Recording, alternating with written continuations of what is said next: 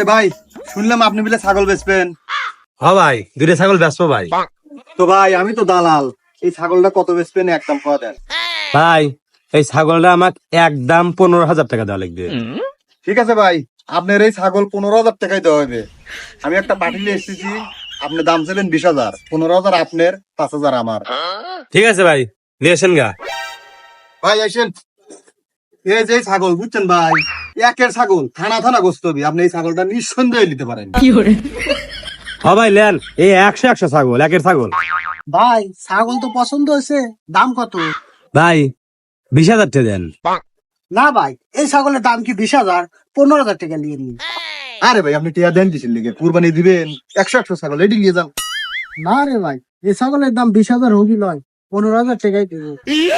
ভাই ছাগলের দাম আমার 15,000 টাকাই, কিন্তু আমাকে দেওয়া লাগবে 20,000 টাকা।